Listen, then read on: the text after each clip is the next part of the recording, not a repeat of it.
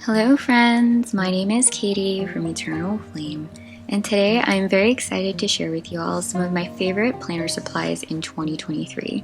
So if you're interested in seeing my bare minimum supplies that I like to carry around with me for my Hobonichi Weeks, please stick around. Thanks everyone.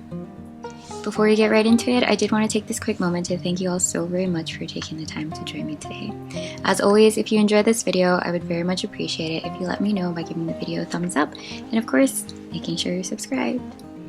So let's start with the basics.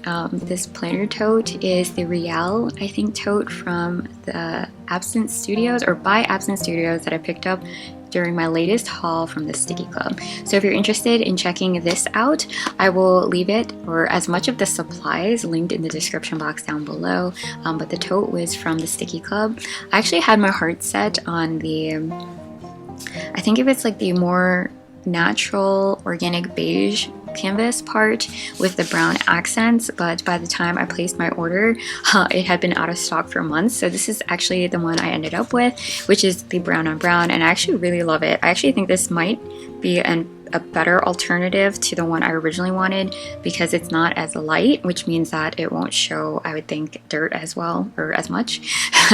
But yeah, so it's a very thick canvas material, and what I love about this tote too is it's so different from my Delfonics tote, where it has like these little slots. It's kind of like a mashup between my Delfonics pouch and my tote, both in size. So this would be smaller than the Medium Delfonics tote that I have, and larger than a Delfonics medium pouch, which is perfect. It's the perfect size for the weeks, as you can see here, and I'll go through all of these supplies one by one in a minute.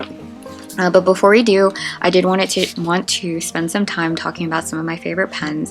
A lot of these are an overlap of my favorite supplies in 22, so I'll try to go through it rather quickly. But I'm loving the quality of this. I can't remember how much it was, but definitely check it out. I'll leave it linked down below.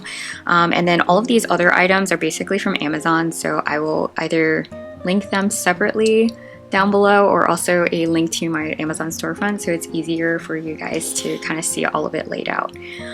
So of course, one of these videos would not be, I guess it wouldn't be one of my videos if I didn't praise the Pilot Vanishing Point pen that I have now 2 of because I broke one. So I have both the EF and the fine nib. I really like writing with the EF, but I find that the fine nib is really great with testing out new fountain ink. So I have 2 of these, but I will carry this around my house. I won't necessarily take this out with me because I'm afraid to either lose it or break it again. So I'll just put that out there. Also, I have my, oh, excuse me. Let's see, the Pentel Energel Clenna, which you probably see in so many videos. I can't remember, I think this was the 0.3 or like the most fine alternative, I think. But I'll check it out and leave it down below because Meg also sent me one, and I think it's a little thicker. I'm trying to look through my desk to see where I put it. Here it is. I think this one's a little thicker. This one says 0.4 millimeter, sorry.